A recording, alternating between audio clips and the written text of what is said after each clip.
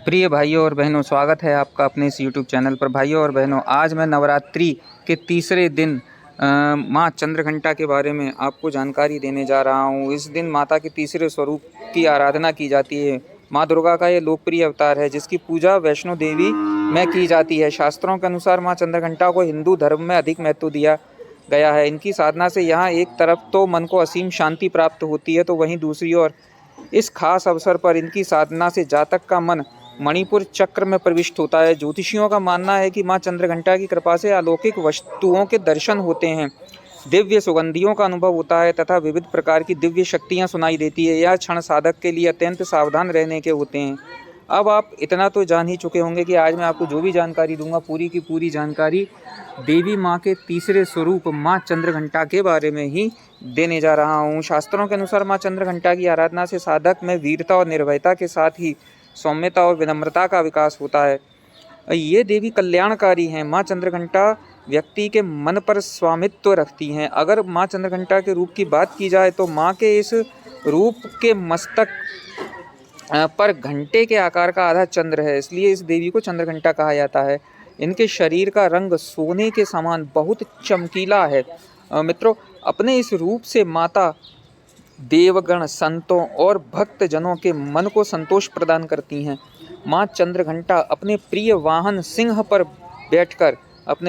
सिंह पर सवार होकर अपने 10 हाथों में खड्ग, तलवार, ढाल, गदा, पाश, त्रिशूल, चक्र, धनुष भरे हुए तरकश लिए मंद मंद मुस्कुरा रही होती है। माँ चंद्रघंटा की पूजा करने से जातक के सभी पाप नष्ट हो जाते हैं और जन्मों का डर समाप्त हो जाता है और जातक निर्भय बन जाता है। धार्मिक ग्रंथों में इससे जुड़ी पौराणिक कथा की बात करें तो प्राचीन समय में देवताओं और असुरों के बीच लंबे समय तक भयंकर युद्ध चला।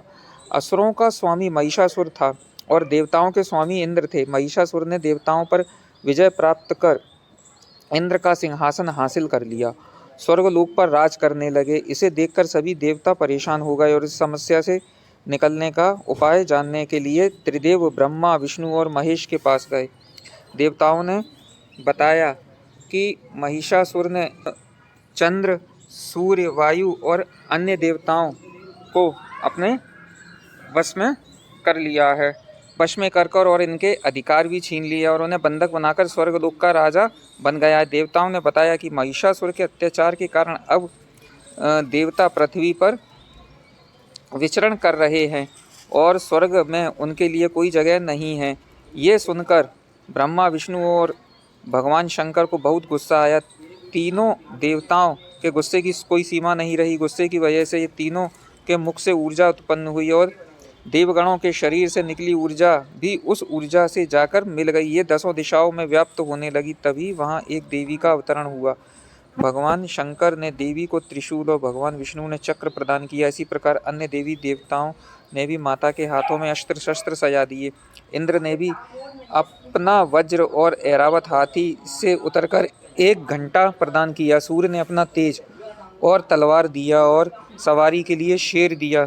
तभी से उनका नाम चंद्रघंटा पड़ गया। अब देवी महिषासुर से युद्ध के लिए पूरी तरह से तैयार थी। उनका विशालकाय रूप देखकर महिषासुर ये समझ गया कि अब उसका काल आ गया है। महिषासुर ने अपनी सेना को देवी पर हमला करने को कहा। अन्य दैत्य और दानवों के दल भी युद्ध में कूद पड़े, लेकिन देवी ने एक ही झटके में दानवों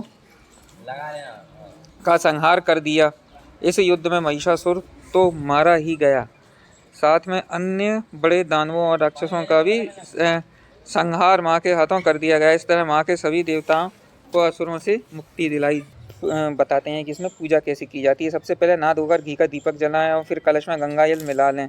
साथ ही कलश में दूर्वा, सुपारी, सिक्का, केसर, चावल, बेलपत्र डालें। माँ को पीले फूल चढ़ाएं। दूध, दही, शहद, गुड़, घी का पंचामृत चढ़ाएं। लाल अनार, गुड़ या गुलाब जामुन का भोग लगाएं।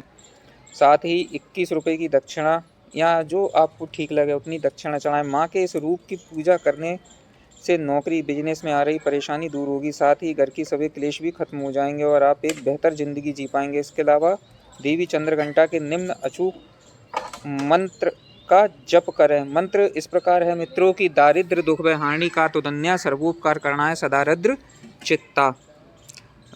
तो मित्रों, आज मैंने माता के देवी के तीसरे स्वरूप माँ चंद्रघंटा के बारे में आपको जानकारी दी है। जानकर आपको कैसा लगा मित्रों ज़रूर बताइएगा। और मित्रों यदि आप मेरे चैनल पर नए हैं तो प्लीज़ चैनल को सब्सक्राइब ज़रूर करिएगा, जिससे और भी आगे की यह जानकारियाँ मैं आपको देता रहूँ। तो चलिए मिलते हैं मित्रों, तब तक के लिए मुझे आज्ञा दीजिए। मिलते हैं ऐसी एक और वीडियो में। नमस्कार, जय माता दी।